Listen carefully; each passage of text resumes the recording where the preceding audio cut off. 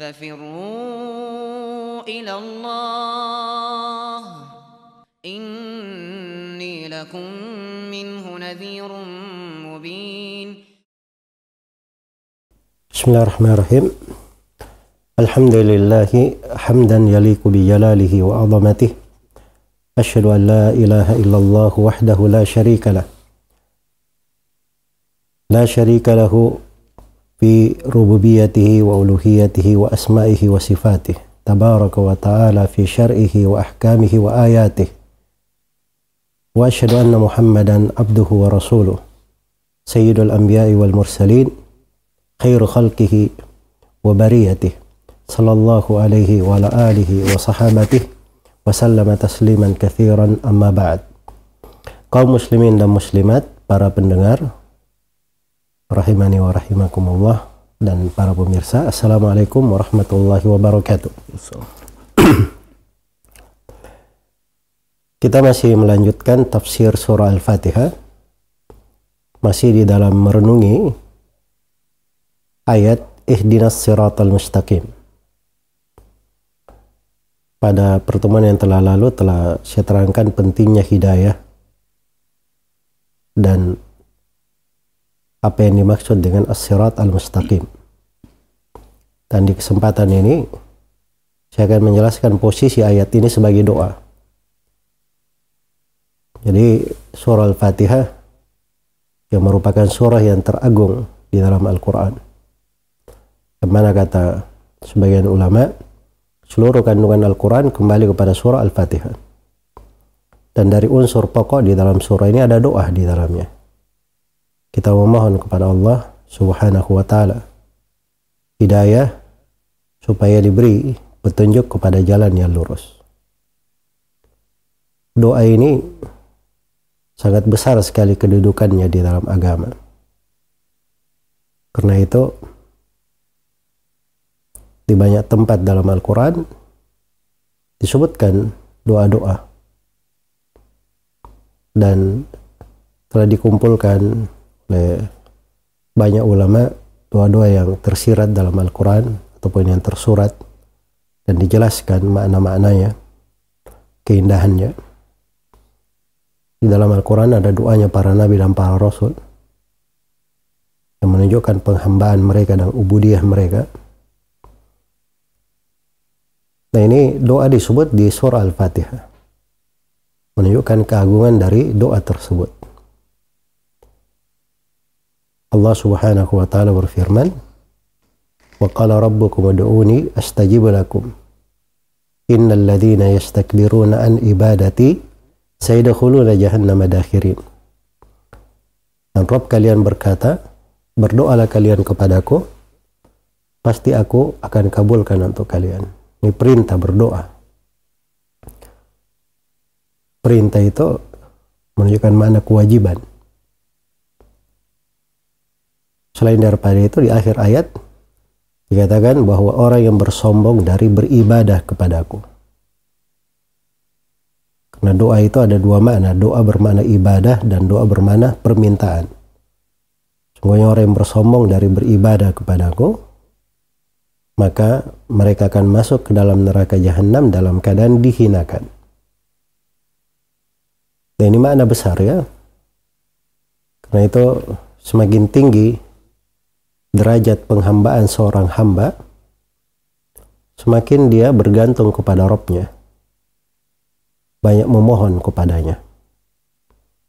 Itu menunjukkan pemahaman dia akan kelemahan jiwanya, dan menunjukkan ketergantungan hatinya yang besar kepada Allah, dan menunjukkan jenjang penghambaan yang sangat indah pada dirinya, juga menunjukkan berbagai akhlak yang mulia pada diri. Karena itu kita diperintah untuk banyak berdoa kepada Allah Subhanahu wa ta'ala. Allah terangkan bahwa ud'u rabbakum tadarru'an wa khufyah innahu la yuhibbul mu'tadin. Berdoalah kalian kepada Rabb kalian dengan tadarru', penuh dengan harapan, wa khufiyah, dengan permohonan yang lirih. Sungguhnya Allah tidak menyenangi orang-orang yang melampaui batas. Wala tufsidu fil ardi ba'da islahiha wad'uhu khawfan wa tama'a inna rahmatallahi qaribun minal muhsinin. Dan jangan kalian berbuat kerusakan di atas muka bumi setelah bumi itu diperbaiki. Teruslah berdoa kepadanya dengan harapan dan rasa takut. Sungguhnya rahmat Allah sangat dekat kepada al-muhsinin, orang-orang yang berbuat ihsan. Allah Subhanahu wa taala berfirman, "Wa idza sa'alaka ibadi anni fa inni qarib ujibu da'watad da'i idza da'an falyastajibu li wal yu'minu bi la'allahum yarshudun." Allah Subhanahu wa taala berfirman, "Dan apabila hamba-hambaku bertanya tentangku, katakanlah bahwa aku ini maha dekat. Aku kabulkan doa siapa yang berdoa apabila dia berdoa kepadaku. Maka hendaknya mereka menjawab perintahku, beriman kepadaku, supaya mereka selalu berada di atas petunjuk." Dan kita diberi motivasi supaya banyak berdoa. Karena Allah menyatakan dirinya bahwa inna rabbi lasami'ud du'a, sungguhnya Rabbku itu maha mendengarkan doa. Doa itu didengarkan, diperkenankan. Dan Allah cinta kepada orang-orang yang banyak berdoa itu. Cukuplah dari keutamanya ada di surah Al-Fatihah ini. Iya. Apalagi di dalam hadits qudsi yang telah kita bacakan dari hadits Abu Hurairah di riwayat Muslim, bahwa Nabi SAW bersabda, Allah berfirman dalam hadits ilahi, qasamtu salata baini wa bain abdi qismain. Aku telah membagi surah Al-Fatihah itu antara aku dan hambaku menjadi dua bagian. Ya, kalau hamba membaca Alhamdulillahi Rabbil Alamin, Allah berfirman, hamidani abdi, hambaku telah memujiku. Kalau si hamba membaca Ar-Rahmanir Rahim, maka Allah berfirman, athna alayya abdi, hambaku telah menyanjungku. Apabila si hamba membaca Maliki Yaumiddin, maka Allah berfirman, majjadani abdi, hambaku telah membesarkanku. Nah, apabila si hamba berkata, iyyaka na'budu wa iyyaka nasta'in, maka Allah berfirman, hadza baini wa baina abdi wa li abdi ma sa'al. Ini antara aku dan antara hambaku, dan untuk hambaku apa yang dia minta. Maka kalau kita membaca ihdinas siratal mustaqim, maka itu Allah perkenankan, Allah kabulkan untuk kita. Sebab itu semuanya doa. Ihdinas siratal mustaqim, siratal ladzina an'amta alaihim, ghairil maghdubi alaihim waladdallin. Itu adalah doa kita kepada Allah Subhanahu wa taala. Iya.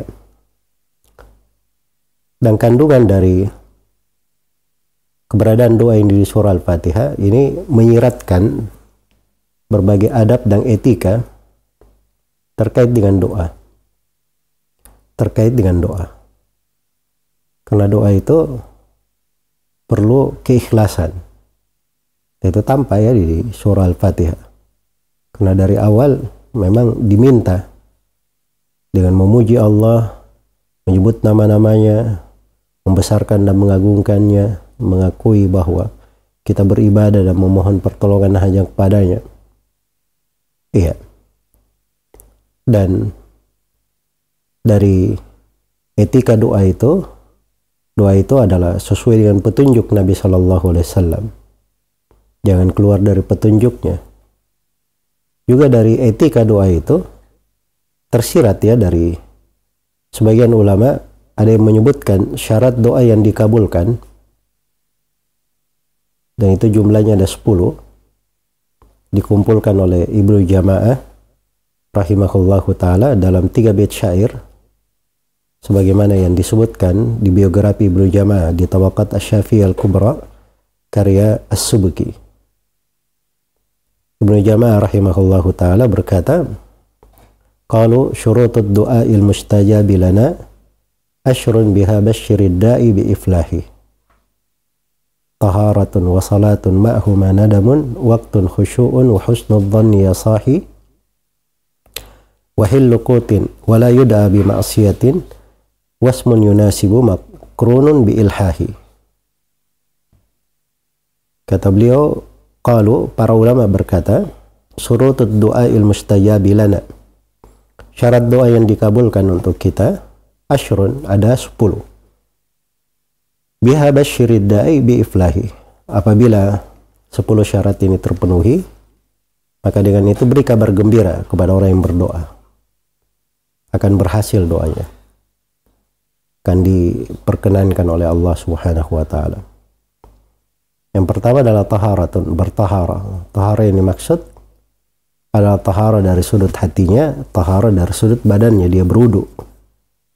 Karena berdoa dalam kondisi berwudu itu lebih tepat, lebih dekat kepada penghambaan dan ubudiyah. Iya, sebagaimana hatinya itu ada keikhlasan. Telah kita terangkan dari kandungan pokok di surah Al-Fatihah. Ada mahabbah, rasa cinta, rasa takut, rasa harapan. Iya. Dan telah kita terangkan pada iyyaka na'budu wa iyyaka nasta'in, jenjang-jenjang penghambaan, amalan hati yang banyak sekali. Ratusan dari amalan hati yang ada di dalamnya.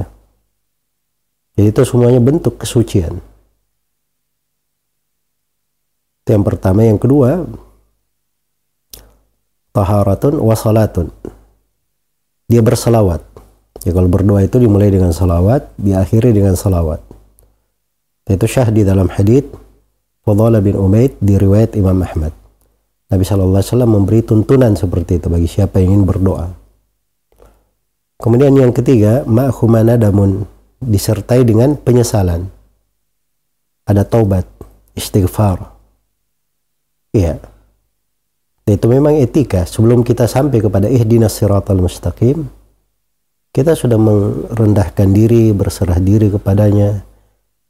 Iyyaka na'budu wa iyyaka nasta'in, itu dalam, di dalam makna berserah diri kepada Allah, bertobat dan menyesal serta selalu berinabah kepadanya. Kemudian yang keempat dari syarat doa mustajabah, waktun, doa itu dibaca pada waktu yang paling bagusnya. Sebab di antara saat-saat kehidupan ini ada waktu-waktu yang memang dijelaskan di dalam syariat kita bahwa waktu-waktu itu lebih berberkah, lebih dikabulkan untuk berdoa. Ya, seperti misalnya di sepertiga malam terakhir. Itu syah di dalam hadits yang mutawatir tentang dikabulkannya doa di situ. Dan memang ciri seorang mukmin itu yang masuk surga, wabil ashari hum yastaghfirun.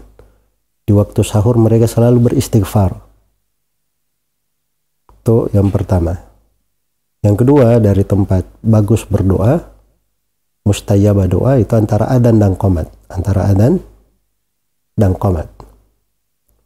Dan yang ketiga dari tempat mustajabah berdoa adalah ketika sujud. Ketika sujud. Nah, itu banyak hadits dari Nabi SAW yang menerangkan keutamaan doa pada sujud. Di antaranya hadits Abu Hurairah di riwayat Muslim, Rasulullah SAW bersabda, "Aqrabu ma bainal abdi wa baina rabbih wa huwa sajid, fa'akthiru fihi minad du'a." Sedekat-dekat hamba kepada Rabbnya adalah ketika dia sujud. Maka perbanyaklah doa pada saat sujud. Iya. Demikian pula di akhir sholat sebelum salam. Itu dari tempat mustajabah, datang dalam hadits Abu Umamah, datang dalam hadits Ibnu Mas'ud juga, riwayat Bukhari dan Muslim. Thumma liyatakhayyar minad du'a ma syaa. Kemudian hendaknya dia pilih dari doa apa yang dia kehendaki. Atau misalnya sekarang ini sering hujan misalnya. Pada saat hujan turun itu termasuk tempat mustajabah berdoa. Demikian pula di hari Jumat. Itu tempat doa mustajabah. Khususnya antara sholat asar dan sholat maghrib. Khususnya antara sholat asar dan sholat maghrib. Dan dari waktu mustajabah juga adalah ketika seorang itu melakukan perjalanan pada saat safar. Iya. Maka itu ada waktu-waktu yang mustajabah untuk berdoa. Kemudian syarat yang kelima, khusyu'un. Ada khusyuk. Jadi doanya itu dihadirkan, hatinya itu hadir. Betul-betul dia tersambung kepada doanya. Sebab kadang ada orang ucapannya berdoa, tapi pikirannya kemana? Ya, tidak bersambung antara ucapan lisan dan hati. Dihadirkan kehusyukannya di dalam berdoa. Kemudian syarat yang keenam dari syarat doa mustajabah, wa husnul dhanni. Seorang itu berbaik sangka. Berbaik sangka. Jadi jangan seorang itu berdoa dia sudah pesimis. Oh, ini doaku ini nggak tahu dikabulkan atau tidak. Tapi dia berbaik sangka. Doanya pasti diterima oleh Allah. Pasti dikabulkan. Ya harusnya begitu kita bersangka. Sebab kalau kita berdoa, datang dalam sebagian riwayat, walaupun haditsnya lemah, tapi mananya benar ya, bahwa seorang itu kalau berdoa, itu dia dapat salah satu dari 3 hal. Yang pertama, kadang dia berdoa, Allah berikan doanya itu. Yang kedua, kadang dia berdoa, Allah tidak berikan untuknya di dunia, tapi Allah simpankan untuknya di akhirat. Kemudian yang ketiga, kadang dia berdoa, Allah tidak berikan apa yang dia minta, tapi Allah beri dia sesuatu yang lebih baik daripada apa yang dia minta. Iya. Karena itu tidak ada ruang untuk berburuk sangka di dalam doa. Kita hanya berbaik sangka kepada Allah Subhanahu wa taala. Dan di sini berjenjang manusia di dalam doa itu. Ada kadang orang subhanallah dia berucap sesuatu, dia berdoa kepada Allah dengan ucapannya, dan dia yakin Allah akan memberinya. Terjadi seperti apa yang dia ucapkan. Iya, cuma ini perlu ketakwaan, perlu kesalihan, perlu kedekatan kepada Allah, perlu keimanan, dan perlu seorang mempelajari ilmu. Iya. Nah, ini husnul dzan ini dari hal yang sangat indah di dalam doa, berbaik sangka kepada Allah. Jadi katakan waqtun khusyu'un wa husnul dhanni ya sahi. Ya sahi artinya wahai temanku. Asal katanya ya sahibi. Tapi ini karena syair ya, dikurangi kata-katanya menjadi munada murakham. Nah itu boleh dalam kaidah bahasa Arab. Kemudian syarat berikutnya, syarat yang ketujuh, wahillu qutin. Dari syarat doa mustajab itu halal makanannya. Dia tidak makan dari sumber yang diharamkan. Dia jaga dirinya, jangan masuk ke perutnya hal yang tidak dihalalkan. Tapi dia makan dari makanan yang halal pada sifatnya, halal dari cara mendapatkannya, halal dari sumbernya. Ya, dia jaga kehalalan dari makanannya. Itu disebutkan oleh para ulama di biografi Imam Al-Bukhari. Imam Al-Bukhari Muhammad bin Ismail bin Ibrahim, ayah beliau itu Muhammad Ismail bin Ibrahim, itu seorang yang salih. Disebutkan bahwa ketika beliau ditanya kenapa dia diberi anugerah putra seperti itu, kata beliau, saya ini tidak pernah menjaga, saya tidak pernah tahu ada sesuatu yang masuk ke kantong saya atau makanan yang saya beri ke keluarga saya, kecuali saya sudah pastikan kehalalannya. Jadi itu keberkahan di dalam kehidupan dan menjadikan doa itu diterima, dikabulkan. Karena itu Nabi SAW di dalam hadits riwayat Muslim itu pernah menyebutkan seorang yang melakukan perjalanan yutilus safar. Ini perjalanan tempat mustajabah. Ash'atha akbar, rambutnya aut-autan, penuh dengan debu. Misalnya dibentuk kepapahan seperti itu menyebabkan seorang itu diterima doanya oleh Allah. Yamuddu yadayhi ilas sama, diangkat lagi tangannya ke langit. Sudah diangkat tangannya ke langit berdoa. Ya, itu tempat mustajabah juga. Karena di dalam hadits riwayat Abu Daud dikatakan oleh Nabi sallallahu alaihi wasallam, "Innallaha hayyun karim." Allah itu maha pemalu lagi maha mulia. Yastahyi min abdihi, Allah malu kepada hambanya. Yarfa yadayhi, berdoa kepadanya dengan mengangkat tangan. Yarudduhuma sifran, dikembalikan tangannya itu dalam keadaan kosong, tidak dikabulkan doanya. Kalau dia mengangkat tangan itu tempat mustajabah. Ya Rabbi, ya Rabbi, terus dia berkata wahai Rabbku, wahai Rabbku. Nah, itu berdoa dengan Asmaul Husna, itu juga sebab doa mustajabah. Jadi dia kumpulkan banyak sebab di sini, dari sebab-sebab harusnya mustajabah doanya. Tapi wa mat'amuhu haram, makanannya haram, wa malbasuhu haram, pakaiannya haram, wa mashrabuhu haram, minumannya haram, wa ghudhiya min haram, hidup dari hal yang diharamkan. Fa anna yustajabulah, bagaimana mungkin bisa dikabulkan doanya? Jadi harus dipelihara, jangan sampai ada hal yang tidak halal. Kemudian syarat yang ke-8, wala yud'a bima'siyatin, jangan berdoa dengan maksiat. Kalau doa yang baik, jangan doa memutus silaturahmi, doa kejelekan terhadap orang, mendolimi manusia. Iya, mendolimi manusia. Karena seorang mukmin itu paling bagus dia jaga kalimat-kalimatnya di dalam doa. Kemudian yang ke-9 dari syarat doa mustajabah, wasmun yunasibu, dia berdoa dengan nama yang mencocoki.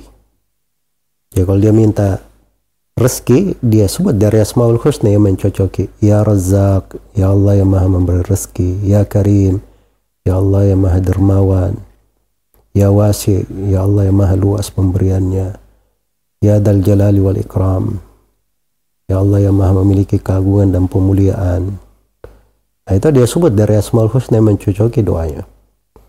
Dia minta ilmu misalnya, dia berdoa ya Allah, ya Rahman, ya Karim, ya Alim, ya Khabir, ya Latif. Dia sebut dari nama-nama Asmaul Husna yang mencocoki apa yang dia minta. Iya. Nah, itu subhanallah, memahami dari Asmaul Husna itu dan memakainya di dalam doa, itu dari kebahagiaan tersendiri dalam hidup. Tidak bisa dilukiskan oleh kata-kata. Kemudian yang ke-10 dari syarat doa mustajabah, wasmun yunasibu makrunun bi ilhahi, disertai dengan ilhah. Seorang itu kalau berdoa dia mohon benar-benar kepada Allah dengan sangat. Ya, ada di dalam hadits lemah ya, ketika musim haji Nabi itu berdoa mengangkat tangannya ya kepada Allah seperti anak kecil yang minta diberi makan. Itu ilhah namanya. Walaupun haditsnya lemah, tapi maknanya itu makna yang berjalan di dalam kehidupan Nabi. Apalagi kalau kita lihat bagaimana doa beliau di perang Badar, bagaimana doa beliau untuk para sahabatnya, bagaimana doa beliau ketika meminta hujan atau yang semisal dengan itu dari doa-doa yang datang dari Nabi Sallallahu Alaihi Wasallam, itu tanpa ilhah. Seorang memohon kepada Allah Subhanahu Wa Taala dengan sungguh-sungguh. Dia mohon dengan sepenuh hati. Dia ulangi. Ya. Dia mohon kepada Rabbnya. Allah Subhanahu Wa Taala itu maha dermawan, maha mendengar doa hamba. Maka ini kedudukan yang penting dari doa ada di dalam surah Al-Fatihah. Ini sebagian dari makna kedudukan doa dan keagungannya, dan saya uraikan beberapa syarat dari doa mustajabah. Sebagiannya tersirat dari kandungan surah Al-Fatihah sebagaimana yang telah kita terangkan. Semoga Allah Subhanahu wa taala memberi taufik kepada semuanya. Wallahu taala alam.